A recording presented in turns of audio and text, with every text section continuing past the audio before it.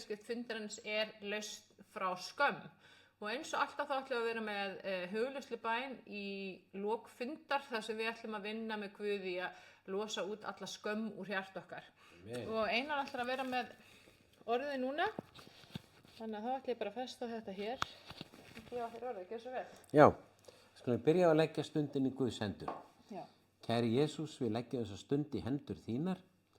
Við byrjum að tala til okkar allt sem þú vilt segja við okkur.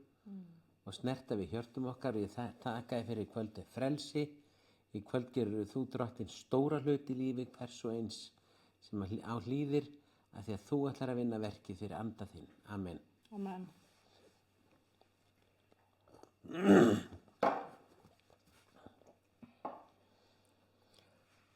Sko, þegar við talaðum skömmina, þá getur hún birst á margan hátt og ég get auðvitað ekki tæmt það núna. En við getum borið skömm vegna þess sem við höfum gert. Það sem við skömmumst okkar fyrir að hafa gert. Og við getum borið skömm vegna þess sem aðrir gerðu okkur og við sjáum til dæmis í þessari vakningu sem var þegar við erum einhverju sem þetta koma inn á og að þegar sem sagt, við vorum, þegar að fólk var sem sagt, að skila skömminni, fólk sem hefði lent í því að einhver hefði beitt að ofbeldi og framið alvarlega glæpi gegn því og það hefði upplifað skömm og eftir, það byrjaði að skila skömminu og það var svona vakning, við viljum ekki lifa í skömm og það er rosalega biblíuleg afstaða. Það er eitt af því sem Guð vill ekki að við gerum að lifa í skömm. Það var alveg stórkostlega svona bylgja fórum þar sem fólk var að skila skömminni. Og býtum við, hérna einhverjum fleiri sem ég þarf að adda. Svo getur verið skömm vegna þess hver við erum. Og við skömmumst okkar fyrir hver við erum. Eða fyrir ætt okkar, foreldra okkar. Einu sinni gerðist það að aðalgæginn í skólanum, hann var staddur í fermingafræðslu. Og í miðri fræðslu kemur mamman sinn með úlpu handonum. Og þetta var eitthvað mesta niðurlæging sem hann hefði upplifað í lífinu. Svona getur skömmin tekið á sig ýmsar myndir. Þegar aðalgæginn setti niður við þetta. Og við getum upplifað skömm af góðu tilefni eða slæmu eða engu. En Biblían hún tala mikið um skömmina í ýmsum myndum. Og við skulum skoða núna að bara strax í 3. kafla fyrstu bókar Biblíunar skömminni lýst. Guð hefði sagt 1. Mósebók 3. kafli, 1. bók Biblíunar, við erum komin í kafla 3 og hann skömmina. Bara fljótt byrjar það í Biblíunni.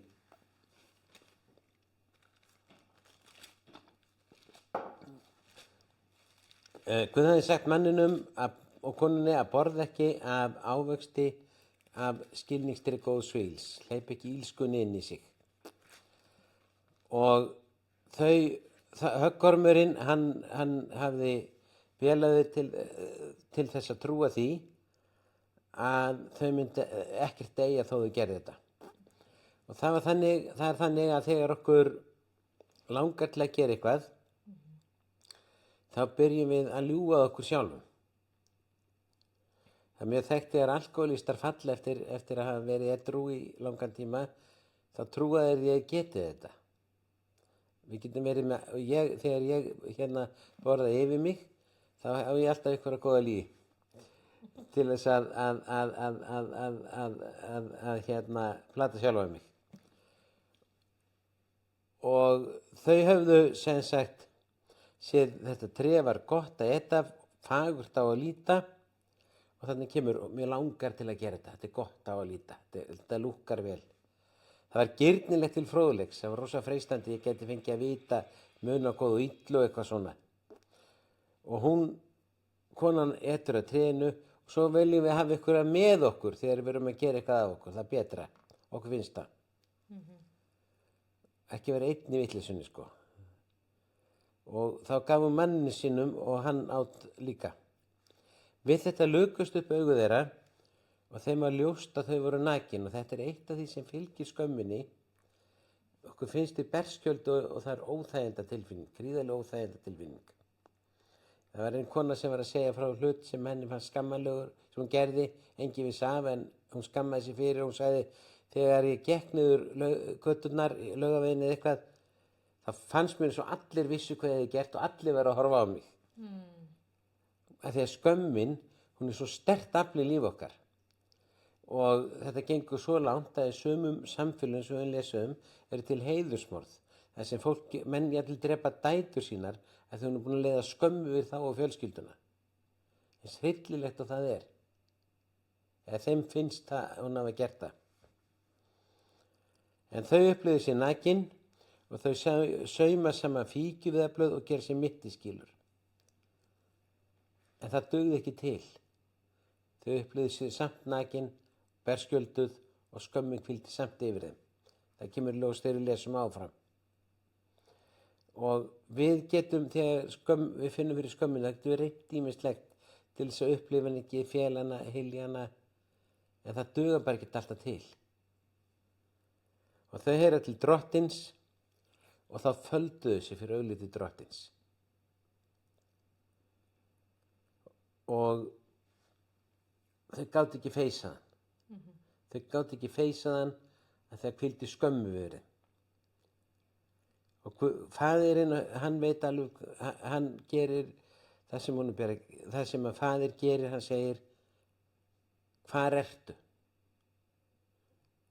Og Guð byrjar að losa við skömmuna með því að hjálpa þeim að feysa sig.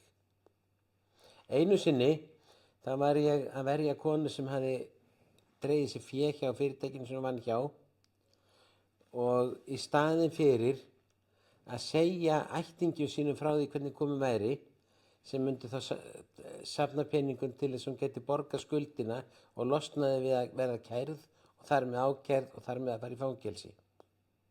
Hún gat ekki, skömmu var svo mikil og hún frestaði því óhjákvæmilega að í staðinn fyrir að kalla á hjálp þá lét hún sem sagt tíman, þá sagði hún engum frá þessu, svo er hún ákærð og þá var skömmin að mæta í réttasal, svo kom dómurinn og svo þurfti hún að fara í fangelsi. Og þá vissu allir hvar sem var.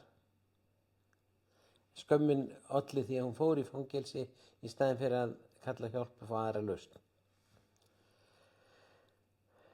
En drottinn kallar hvar ertu og svo læt þá þýðir ekkert fyrir mann að fela sig lengur og hann verður að feysa drottinn Guð. Og hann segir, ég var hræddur af því ég nakin og fældi mig. Hann segir, skömmu var svo mikil, ég gat ekki feysað þig. Og Guð sagði, hver sagði að vera nakin, hefur gert það sem ég bannaði rétt af og þá byrjaði að viðurkenna og þegar skömmin er yfir okkur, þá komum við oft með svona ódýr svör. Svör sem að eru bara, mjög ódýrt svör eins og maðurinn gerði, hann kom með 2 sökudólga. Hann sagði í fyrsta lagi, konan sem þú gafst mér, tældi mig og ját. Sko það er ekki nóg með það að konan hefði gert það, heldur sko var Guð sökudólgurinn líka því að hann gaf honum þess konu. Og þetta gerum við þegar skömmin er, þá bullum við oft eitthvað. Ég man eftir því einu sinni þegar ég var að vinna hjá Securitas þá á meðan ég var í skóla þá kom ég inn í höfuðstöðnar og þar var forstjórinn og hann var ekki í góðu skapi og þurfti að segja einhverju frá líðan sinni og ég var tiltækur og þá var það að hann var uppgefinn af því að strákarnir í farandgæslunum voru alltaf að klessukera bílana og þegar þeir voru þurft að svara fyrir það þá komu mjög skrítin svör og einn hafði verið að keyra bílinn út í Vatnsmýri bara að leika sér á honum og það var tjón og forstjórinn sagði mig og útskýringin sem ég fekk var eiginlega einhvern veginn þannig að Vatnsmýrin hefði keyrt á hann bílinn sko en þetta gerum við þegar skömmin er yfir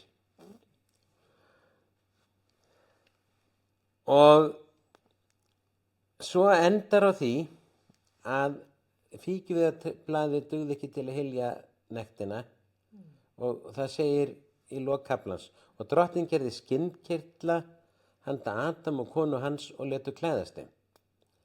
Með öðrum orðum, Guð úthelti fyrsta blóði á jörðinni til að hylja nekt mannsins.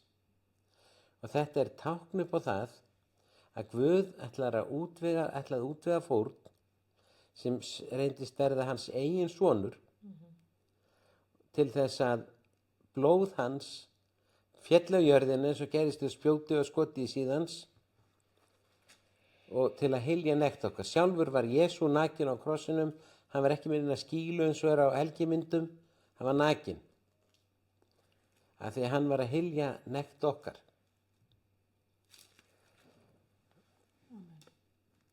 Og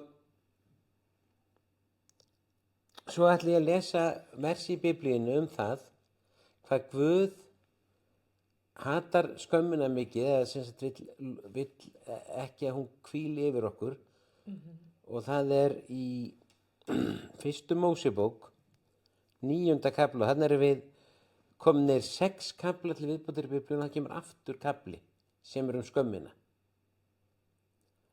sem sýnir bara hvað Guð vill takast á við hana í lífi okkar. Amen. Synir Nóa gengur örkinni, þeir voru Sem, Kam og Jafet. Þetta er 9. kafli 18. vers. En Kam var faðir Kanans. Þessi voru þeir í synir Nóa og frá þeim byggðist öll jörðin. Nói var akkjörkjumaður og fyrstur til að planta víngarð. Drakk hann af víninu, varð drukkinn og lá nakinn í tjaldi sínu. Hann hefur, það er nú farið pent í þetta, en hann greinilega dóð þarna fyllir í stöðu því hann vissi ekkert, ekki fram seinna í kaflunum, hann vissi ekkert hvað var að ske, hann var ekki var við neitt. Kannski ælu sinni, en hann bara hafði drukkið og dóð fyllir í stöða og lá bara nakinn í tjaldinu. Svo segir, Kam faðir Kanans sá nekt föður síns og sagði bræðrum sínum frá sem úti voru. Takk eftir því. Hann fer til bræðra sinna og segir þeim frá skömm föður síns. Biblían segir heiðra skaltu föður þinn og móður. En Kam fór og auglýsti skömm hans, auglýsti niðurlægingu hans og auglýsti það að lægi nakinn fyllir í stöðu tjaldinu. Þá tóku þeir Sem og Jafet skikkjur, lögðu á herða sér og gengu aftur á bak og huldu nekt föður þíns. Þeir sneru sér undan og sáu ekki nekt hans. Algjörlega sitt hvor viðbrögðin. Kam auglýsti skömm hans, Sem og Jafet sáu hana aldrei. Þeir gengu aftur á bak inn í tjaldið og breiddu yfir hann áður en þeir horfðu á hann. Nói vaknaði af vímunni og var þess áskynja hvað yngsti sonur hans hefði gert honum. Og á þessum tíma var mikið lagt upp úr ættarsamfélaginu. Hann mælti bölvun hvíla á Kanan, auðvirðlegu þræll bræðra sinna sé hann. Nói ákveður að bölva bara einum syni Kams en ekki allri ættinni. En síðan segir Nói, lofaður sé drottinn Guð Sems, Kanan sé þræll Sems, Guð gefi Jafet mikið landrými og láta hann búið tjaldbúið Sems, en Kanan er þræll þeirra. Þannig að bölvun kom yfir ætt Kams fyrir það sem að Kam hafði auglýst nekt ætt föður síns. En blessun kom yfir Sem og Jafet vegna þess að þeir kusu að breiða yfir hana og horfa ekki á hana og sjá hana ekki. Og það er ákveðin bölvun og vanblessun sem kemur yfir þetta samfélag sem við lifum í Það sem alltaf verið að auglýsa skömm fólks og segja frá henni. Guð veit að við getum hvert sig átt eitthvað í bókahorninu sem við skömmumst okkar fyrir og enginn maður veit Og þannig því farið með marga og mjög marga. Guð kýs að sjá aldrei skömm okkar. Og Guð hefur aldrei séð skömm okkar. Þannig að hann neitar sér að horfa á það. Hann vill það ekki. En hann vill breiða yfir hana. Þannig að baráttan annars vegar að sá sem vill auglýsa og niðurlægja og auglýsa skömm okkar og svo hins vegar sá sem vill breiða yfir hana og ekki horfa á hana og halda áfram.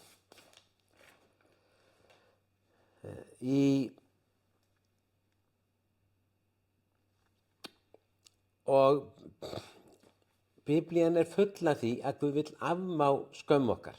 Hann vill afmá skömm okkar og hann vill ekki við lifum í henni.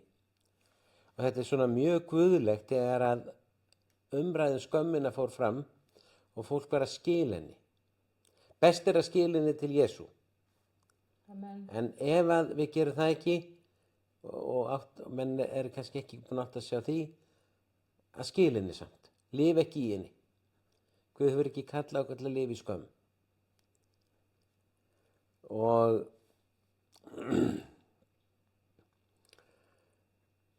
orðið Satan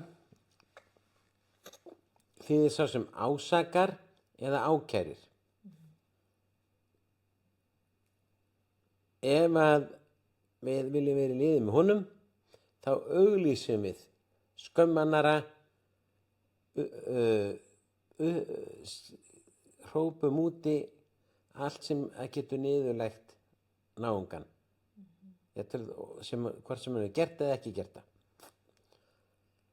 En það er mjög merkileg vers í 12. kaflanum 1. Mósebók. Það var bara, sjáðu þið það fyrst 3. kaflinn skömmina, 9. kaflinn, svo í 12. kaflanum kemur eitthvað sem framhald af 9. kaflanum. Og þar segir: Drottinn sagði við Abram: Far burt úr landi þínu, frá ættfólki þínu og úr húsi föður þíns til landsins sem ég vísa þér á. Og hvaða land vísaði Guð Abraham á? Kanansland. Kanansland var landið sem var byggt afkomendur Kanans, sem var undir bölvun fyrir það að faðir hans hafði auglýst skömm föðursins. Og í þessu landi, til þessa lands fór Abraham, og í þessu landi, Kananslandi, þar dó Jesú á krossi og breiddi yfir skömm Adams, sem við lásum áðan. Og þegar hann breiddi yfir skömm Adams, þá breiddi hann yfir skömm allra sem af honum eru komnir. Vísindin geta ekki sannað tilvist Adam, en þau eru búin að sanna tilvist Evu. Og það er hérna svo kallaði hvatberi sem í frumum, sem sannar að allt mannkynni frá einni konu komið. Þetta geta vísindamenn fullyrt, og þeir hafa kosið að kalla þessa ættmóður Evu. En Guð segir við Abraham: Ég mun gera þig að mikilli þjóð og blessa þig og gera nafn þitt mikið. Blessun skalt þú vera. Ég mun leiða blessun yfir þá sem blessa þig og bölvun yfir það sem formanlegir þér. Allar ættkvíslir jarðarinnar munu af þér blessun hljóta. Og það gerðist þegar Jesú dó á krossi. Amen. Og hann breiddi yfir synd Adams. Hann var skinnkirtillinn sem Guð gaf Adam og Evu til að hylja nekt þeirra. Hans blóð rann. Og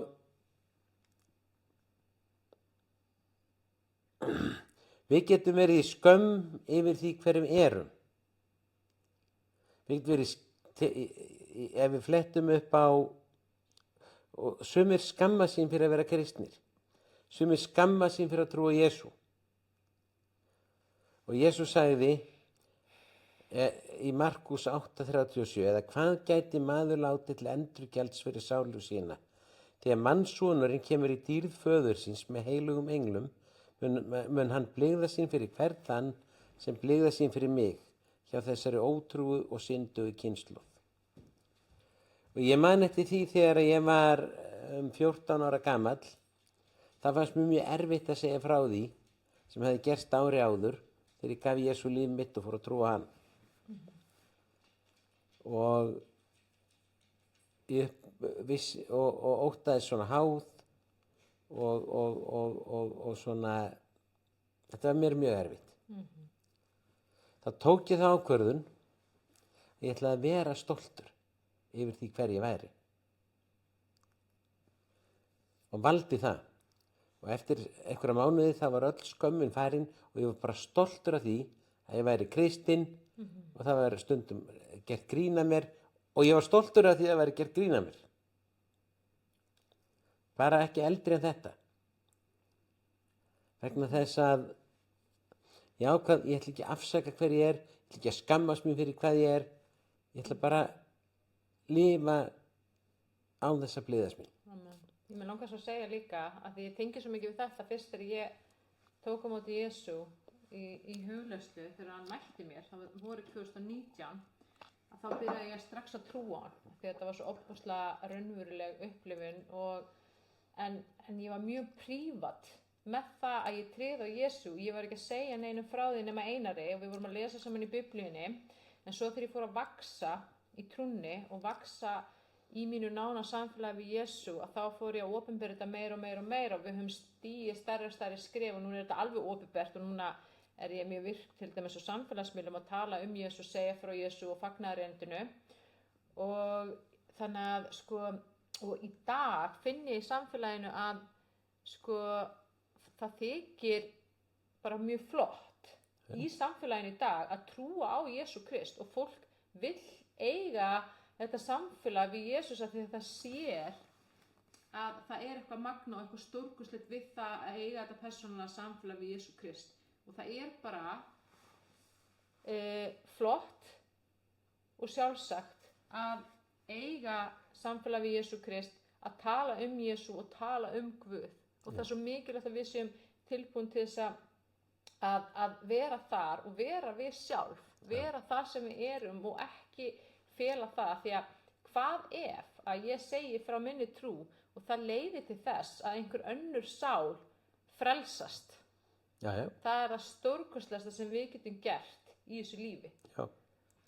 Og ég man eftir því fyrir mjög löngu síðan að þegar ég var krakki og virðing fyrir samkynhneigðu fólki var mjög lítil og þá vorum við með orðbragðum með þetta krakkarnir, við vorum að gantast með þetta strákarnir sem maður vill nú eiginlega ekki einu sinni hafa eftir í dag en ég man alltaf eftir því þegar að svona réttindabarátta samkynhneigðra fór að verða meiri þegar að menn komið fram og sögðu bara ég er hommi eða ég er lesbía og þá þorði fólk að vera það sem það var og hvaða skoðinni sem við máðu þessu að þá ber ég virðingu fyrir þeim sem vilja vera ófeimnir það sem þeir eru.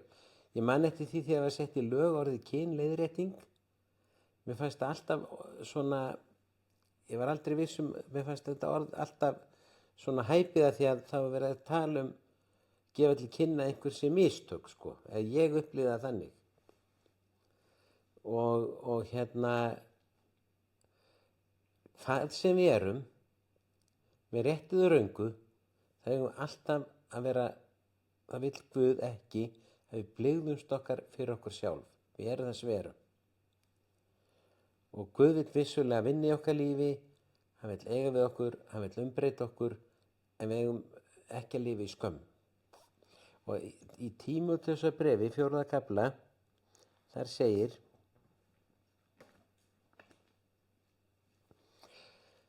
Páll við Tímóteus lát engan líta smáum augum á æsku þína málið var að þarna var maður sem var ungur maður með köllun frá Guði og það hefði verið lagðar hendur yfir hann og hann hefði fengið náðargjöf frá Guði sem það kemur ekki fram hver hún var, en það er klárt að hún skipti máli og hún var til þess að hann geti þjónað inn í líf fólks. Og Páll er að hvetja hann til dáða. Hann var ungur og hann sér kannski eldri menn og er feiminn við þá. Bjarni nokkur Eyjólfsson sem var uppi fyrir löngu síðan og mikill frumkvöðull í Kristniboðsfélögunum og KFUM. Þegar hann var ungur maður þá var hann að mæta fundi á Kristniboðsfélaginu, svo fundu eldri mennir upp á því að gera hann formanni. En hann kallaði aldrei saman fund, af því að hann leit svo smáum augum á æsku sína, hann kunni ekki við að boða þessi eldri menn á fund, þannig að það tók dálítinn tíma fyrir þá að fá hann til að taka stöðu sína. Og þarna er Páll með ekki áhyggjur en að passa upp á að Tímóteus taki þá stöðu sína sem Guð hafi kallað hann til að taka og segi við hann: lát engan líta smáum augum á æsku þína. Amen. En ver fyrirmynd trúaðra í orði og hegðun, í kærleika trú og hreinlífi, ver koskaðum við að lesa upp ritningunu, uppörva og kenna þangað til ég kem. Þannig að hann á ekki að segja: ég er svo ungur, ef ég er að lesa upp ritningunni, ef ég er að uppörva fólk með ritningunni, ef ég er að kenna fólki, þá fer það að hugsa: hvað er þessi strákur að gera þarna? Hann segir: ekki gera það, Guð kallar allir að gera þetta og líttu ekki smáum augum á æskuðina. Og Guð kallar okkur að vera ekki að líta smáum augum á okkur sjálf. Og í framhaldinu segir Páll: vanræktu ekki náðagjöfina sem þér var gefin að tilvísun spámanna og með handayfirlagningu öldunga. Hann fekk spádómsorð um náðagjöf sem Guð hefði gefið honum. Það hefði verið lagðar hendur yfir hann og hann Guð hefði kallað hann til þjónustu og hann sagði: framkvæmdu bara þjónustuna og láttu engan líta smáum augum á hvað þú ert ungur. Og svona vill Guð að við lifum lífinu, við látum ekki líta smáum augum á okkur. Ef við erum að klíma við fötlun, andlega, líkamlega, hvað þá látum samt ekki líta smáum augum á okkur. Látum ekki líta smáum augum á okkur út af litarhætti, uppruna, stöðu í samfélagi eða neinu. Við erum stolt að vera við sjálf. En svo vill Guð auðvitað leiða líf okkar og vinna í okkur og breyta og gera góða hluti. Amen.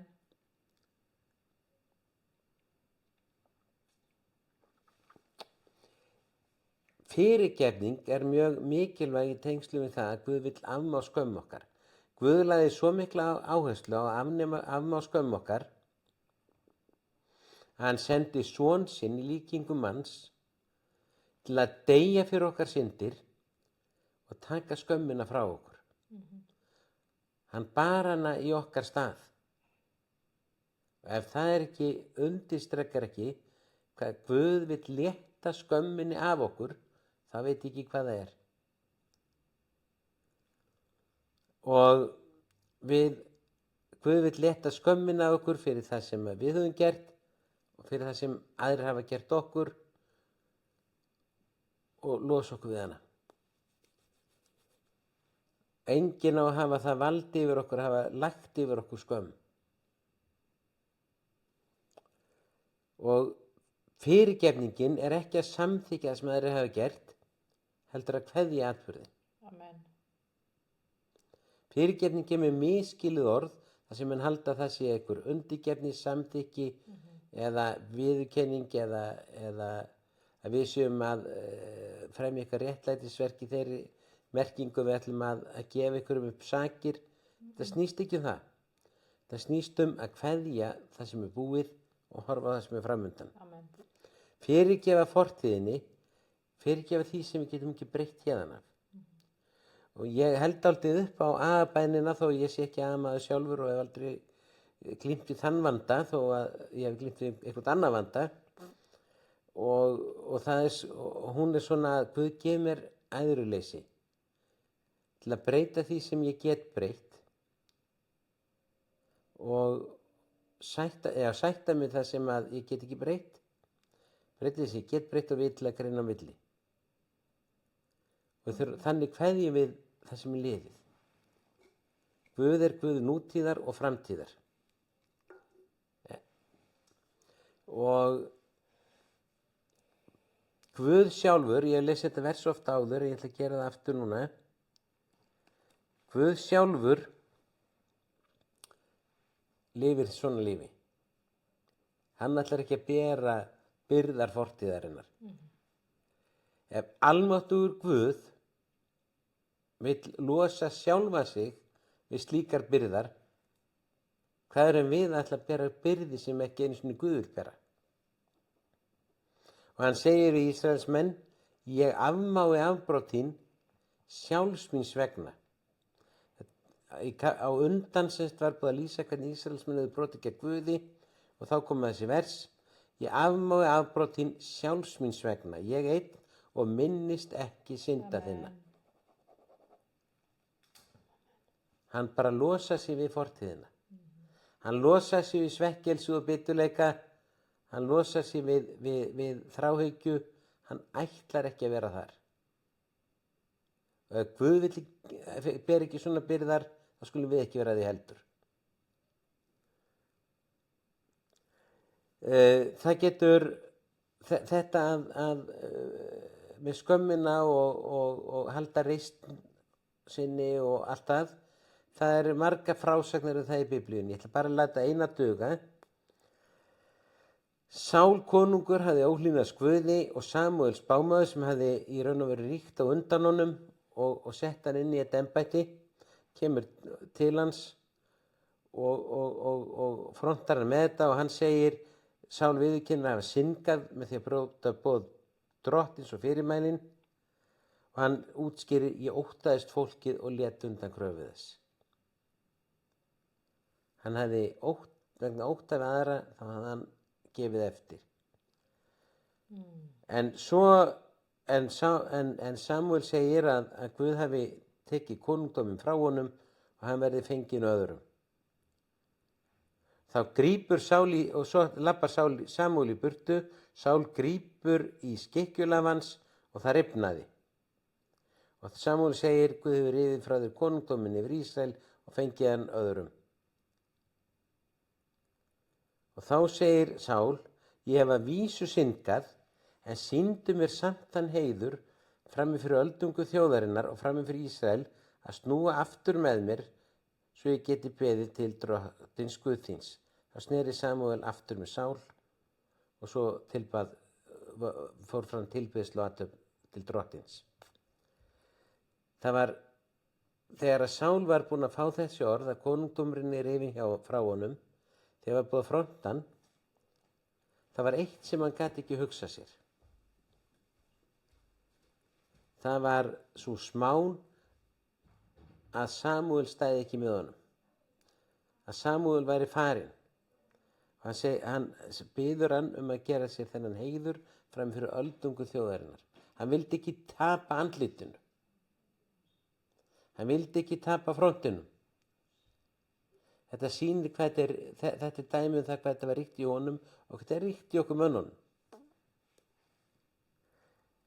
Og þetta er aldrei skemmtileg vers í Síraksbók 4:20, það segir, það gráði tíma og forðast illt, blygðast hinn eigi fyrir sjálfan þig. Blygðast hinn eigi fyrir sjálfan þig. Og í 27. versi, blygðast hinn eigi fyrir að játa syndir þínar.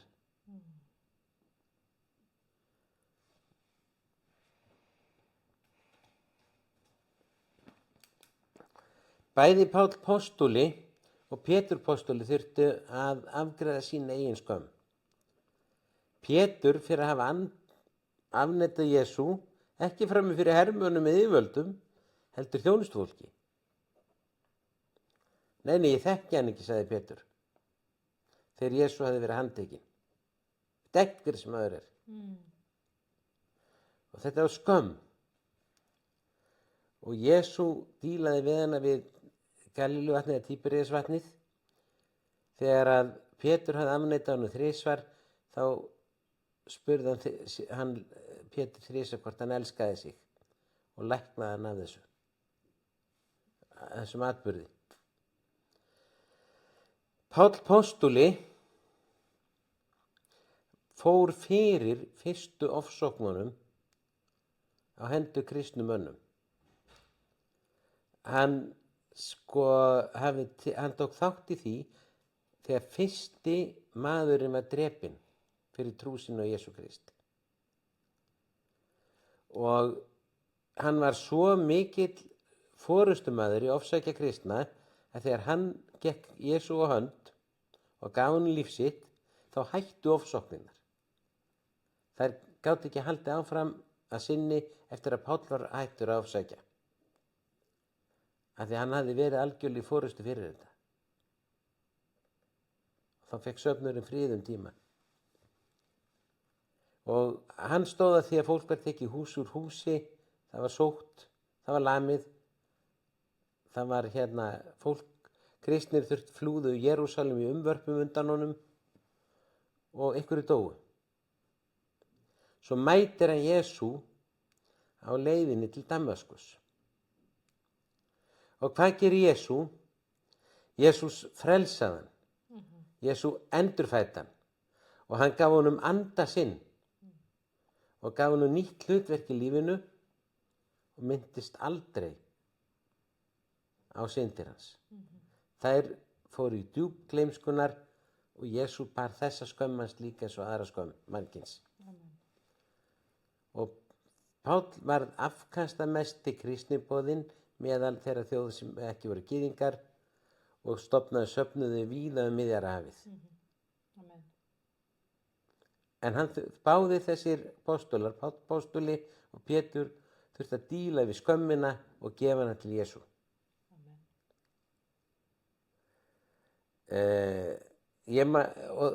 Skömm getur verið af svo léttvægu tilefni.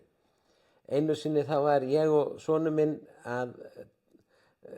með sjónvarp einhvers staðar upp á lofti í sumarbústað og það var bilað. Við ákváðum að fara með í viðgerð. Og þegar við erum að bisa við og vorum konum með það niður, þá allt í einu föttuðum við að powertakkin var á einhverjum svona öngilnum stað, okkur tókst að koma í lag með því á takkan. Og þá gerðum við svo mikið grín að því hvað því rosalega skömm fyrir okkur ef við hefðum farið með henni í viðgerð og allir hlegið að okkur. Það þarf ekki annað en einhverja svona alls konar smá atburði til að virkja þennan þátt í okkur. Einu sinni var ég að bisast eitthvað við bílinn sem var frá Toyota og í staðinn fyrir að hringja í Toyota og fá hjálp hvernig ég ætti að gera ákveðna hluti, þá var ég að bisa við þá og Sara gerði alveg stólpa grín að mér. Að ég væri of stoltur til að hringja og biðja hjálp, svo kom ykkur út af götu sem þekkti vandamálið og listaði með mér. Af því að það svo ríkt í okkur, það stoltið og að vilja ekki lifa í skömminni, en ef við tökum þetta saman, þá er Guð leysa okkur frá skömminni hver sem ástæðan fyrir henni og hann vil sigra hann í líf okkar og hann vil að við séum stolt af því hver við erum, alveg sama hvað við glímum við.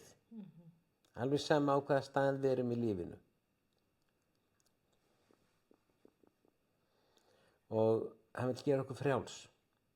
Frjáls til að geta lofað hann, frjáls til þess að vera glöð, frjáls til að líða vel. Og hann vil amma á synd okkar og skömm. Amen. Og geri það.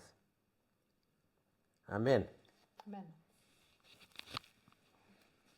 Takk fyrir þetta, frábært orð og opaslega mikilvægt að tala um þetta, tala um skömmina og vinna með Guði til þess að fá frelsi frá henni og það er nákvæmlega það sem við ætlum að gera núna í hugleiðslubæninni. Við ætlum að vinna með Guði og leyfa Guði að losa okkur undan skömminni og verða frjáls frá henni. Þannig að við ætlum að taka okkur núna svona 15 mínútur í þessari hugleiðslubæni. Ég er búin að skrifa hérna niður punkta úr predikunin hans Einars. Og það sem við ætlum að taka þessar ákvarðanir, taka á móti blessun Guðs, við ætlum að skila allri skömminni til Guðs og bara afhenda hana til hans og við ætlum að játa syndir okkar og iðrast þeirra og afhenda þær til drottins. Við ætlum að velja að trúa því að þegar að Jesú dó á krossinum að þá hafa hann breytt yfir og afmáð all okkar skömm. Og við ætlum að fyrirgefa sjálfum okkur og trúa því og taka ákvörðun frá hjartanum og trúa því sem er sannleikur Guðs. Við erum sköpuð í Guðs mynd af því að mjög oft er rót skammarinnar að trúa því að við séum ekki eins og við eigum að vera, að við séum öðruvísi heldur en við eigum að vera eða við eigum að vera einhvern veginn öðruvísi, að vera eitthvað annað en við erum. Og þá kemur þessi, að við höfum ekki tekið á móti þessum sannleika í Biblíunum að við erum sköpuð í Guðs mynd, að þá er vantrú í hjarta okkar gagnvart þessu. Þannig að við ætlum að velja að trúa þessu í hjarta okkar. Og við ætlum að taka við sjálfsmynd frá Guði. Guð er sjálfsmyndin okkar. Og við sem höfum farið í gegnum lífið með brotna sjálfsmynd, kannski uppfulla skömm, niðurrifi, Guð vill lækna það og gefa þér nýja sjálfsmynd, sem er sjálfsmynd Guðs fyrir þig. Og hún er björt, og hún er falleg, og hún er heilbrigð. Guð sagði, hann skapaði okkur í sinni mynd. Og hann vill að við göngum ánað með okkur sjálf, og þá er ég ekki að meina eitthvað svona, einhverjum hortugheitum eða einhverjar sjálfselsku eða trúa því að við séum betri en aðrir, við erum ekki betri en aðrir, við erum öll jöfn, en að við séum sátt í eigin skinni, að við séum ánað með okkur sjálf, að við elskum okkur eins og við erum, við fyrirgefum sjálfum okkur og því sem er í fortíðinni og við séum ekki í skömm eða lifum ekki í skömm eða að reyna að fela okkur eða að reyna að taka eins lítið pláss og við getum, læðast meðfram veggjum, ekki láta heyrast í ykkur, við erum svo litla mýs. Það er ekki þannig sem Guð hefur skapað okkur. Þannig að, amen, ég ætla aðeins að minnka hérna birtuna. Svona. Og, að sjá. Amen. Þannig að ég ætla bara að bjóða þér að koma þér þægilega fyrir hvort sem hún situr eða liggur. Og þegar þú ert tilbúin þá máttu bara draga djúpt inn andann. Og þegar þú blæst frá, fara að leyfa þér að loka augunum og leyfa þér að fara inn í þægilega himneska slökun, afslöpun og ró. Ég ætla bara að biðja fyrir þessari bæn, já drottin, ég bara biðja fyrir þessari hugleiðslu bæn, ég legg þetta í þínar hendur. Ég legg hvert og eitt okkar sem erum hér í þínar hendur. Í Jesú nafni þakka ég fyrir að þú smyrð varir mínar og þinn vilji fyrir hvert og eitt okkar hér í kvöld verði í Jesú heilaga nafni. Amen. Ég ætla að biðja bara ímynda þér að þú sjáu fyrir þér bara Jesús í huganum. Það getur verið bara svona mynd á honum, það getur verið bara að sjá þér rosalega mikið ljós. Ég ætla bara að biðja að fylla hugan þinn af Jesú Kristi. Ég ætla að biðja að ímynda þér að þú nálgist hann, færir þig nær honum. Ég ætla að biðja að endurtaka eftir mér upphátt. Kæri Jesús. Kæri Jesús. Ég trúi því að þú sért Guð. Ég trúi því að þú sért Guð. Ég trúi því að þú lifir í dag. Ég trúi því að þú lifir í dag. Takk fyrir að fyrirgefa syndi mínar. Takk fyrir að fyrirgefa syndi mínar. Ég játa syndi mínar. Játa syndi mínar. Ég iðrast þeirra. Ég iðrast þeirra. Og ég afhendi þær alla til þín. Ég afhendi þær alla til þín. Takk fyrir að endurfæða anda minn. Takk fyrir að endurfæða anda minn. Og takk fyrir að þú hefur þegar breytt yfir alla mína skömm. Takk fyrir að þú hefur þegar breytt yfir alla mína skömm. Í Jesú nafni. Í Jesú nafni. Amen. Amen. Og núna ætla ég bara að tala út þetta orð sem að Einar var að predika og það er ekki nauðsynlegt að segja þetta uppátt, ef þið viljið þá megið það, en það er nóg líka bara að taka þessar ákvarðanir eða segja þetta inn í hjartanuðinu.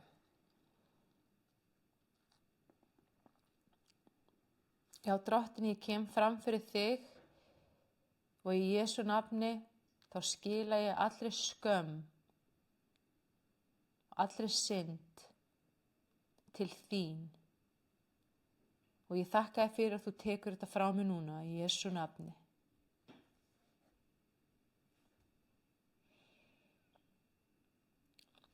Og ég tek ákvörðun frá hjartanum að fyrirgefa sjálfur mér allt frá upphafi.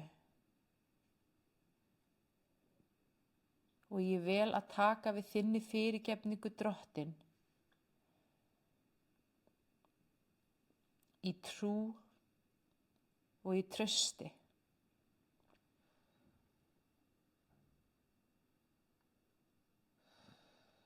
Takk, Jesús, að þú hefur fyrirgefið mér og fortíð minni.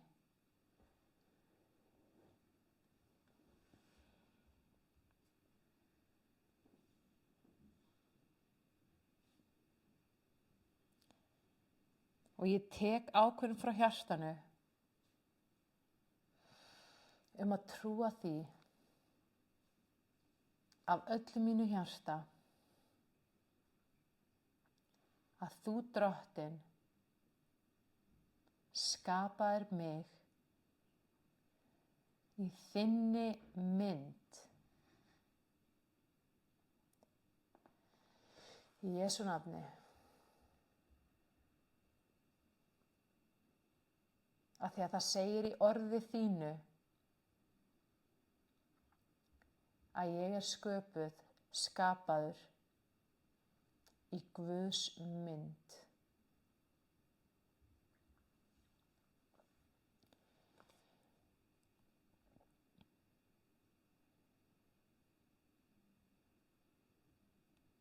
Og ég tek ákvörðun frá hjartanu að samþykkja sjálfa mig, að viðurkenna sjálfa mig, nákvæmlega eins og ég er núna.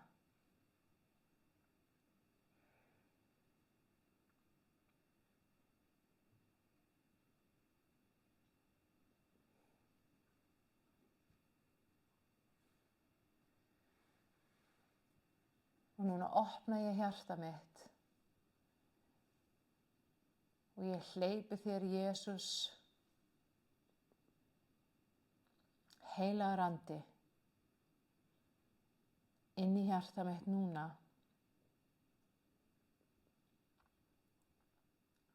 Og ég þakka þér fyrir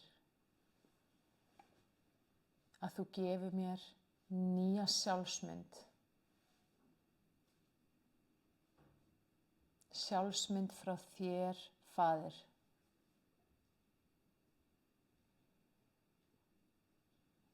Sem er sú mynd sem að þú, Guð, hefur af mér. Í Jesú nafni.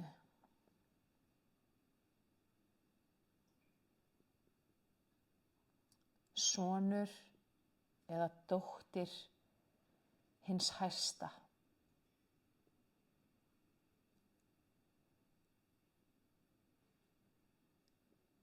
Hluti af konungsfjölskyldu Guðs.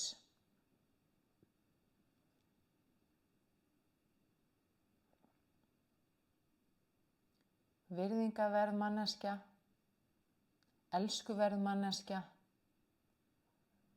falleg manneskja,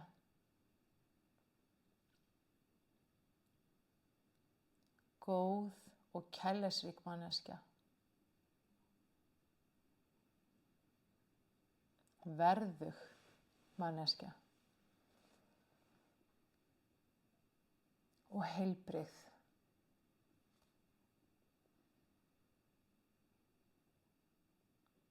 Og frjáls.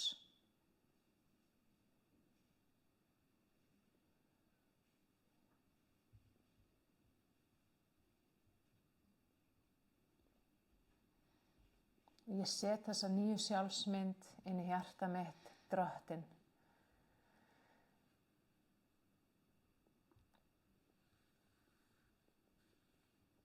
Og ég vel að bera virðingu fyrir sjálfu mér eða sjálfu mér. Einfaldlega að þegar ég er sonur eða dóttir þín.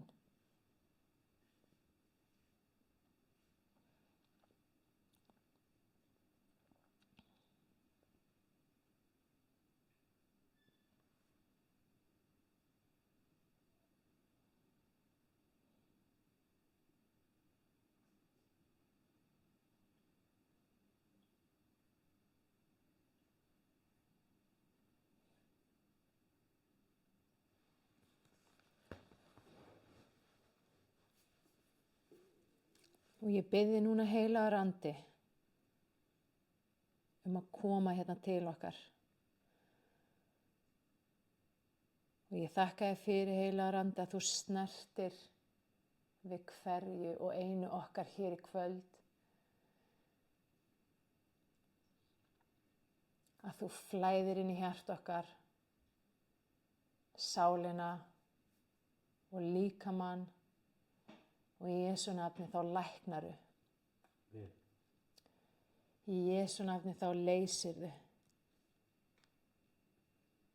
Og í Jesú nafni þá ryðurðu burt öllum hindrunum.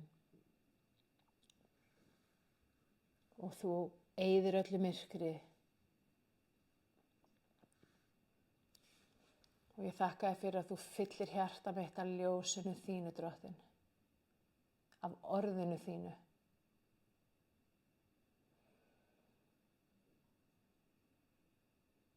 Og ég lýsi því yfir hjarta mitt og hjarta þess sem hlusta núna. Það kemur sátt Guðs inn í hjarta þitt núna í Jesú nafni. Svona guðleg, himnesk sátt. Af því að þegar Jesú dó á krossi, þá skapaði hann sátt á milli þín og Guðs.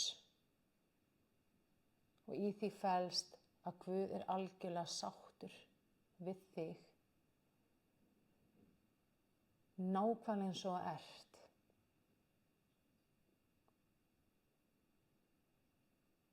Það eina sem hann vill er bara fá þig til sín, fá þig inn í sitt ríki og eiga náið persónlegt samfélag við hann.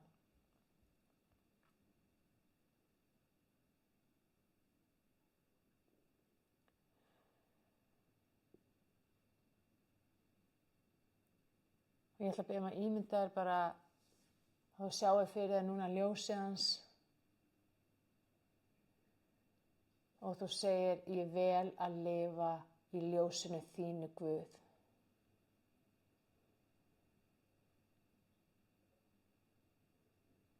Ég afhendi sjálfan mig og hjarta mitt og sálina mína og líkamann minn inn í þitt ljós, Drottinn.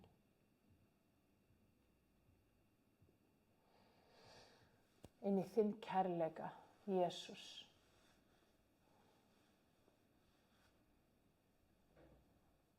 Inn í þinn frið. Og friður Drottins fyllir hjarta okkar núna í Jesú nafni. Og ánægja Drottins fyllir hjarta okkar núna í Jesú nafni.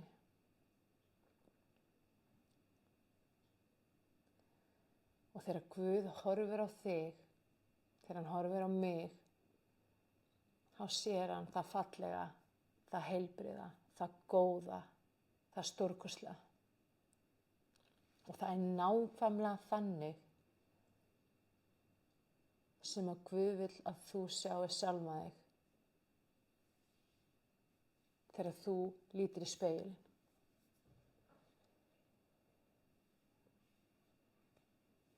Og Guð setur þessa ánægju núna og þessa sátt inn í hjarta þitt.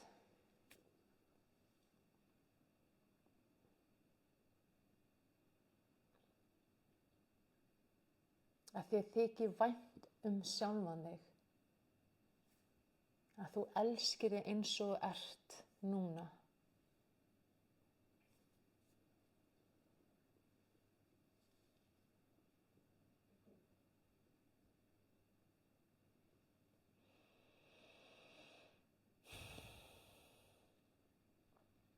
Það þýðir ekki að við ætlum ekki að breytast eða þroskast, það þýðir bara að við ætlum að elska okkur eins og við erum núna og leyfa Guði að leiða umbreytinguna innra með okkur.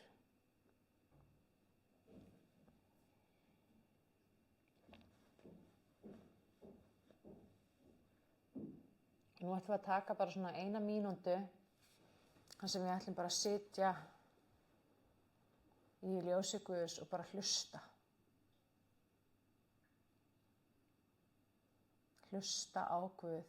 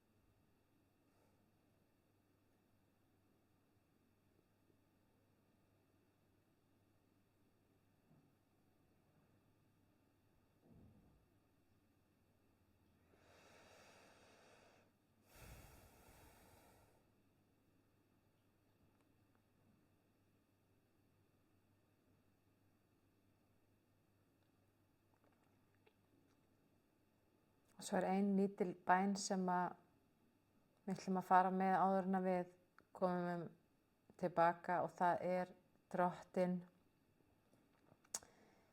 gefðu mér hjarta sem að hlustar á þig. Í Jesú nafni viltu gefa mér hjarta sem að heyrir þegar þú talar, sem að gefur gaum að þér og þínu orði í Jesú nafni. Í Jesú nafni. Gefðu mér eyru sem heyra og augu sem sjá.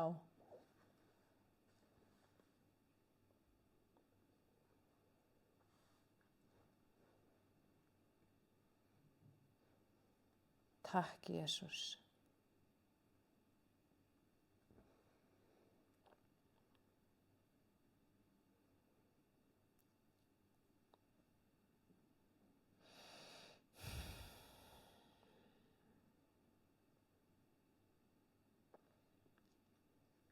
Og Drottinn hefur blessað okkur stórkostlega núna hér í kvöld og við skulum bara opna augun hægt og rólega og koma hægt og rólega tilbaka. Amen.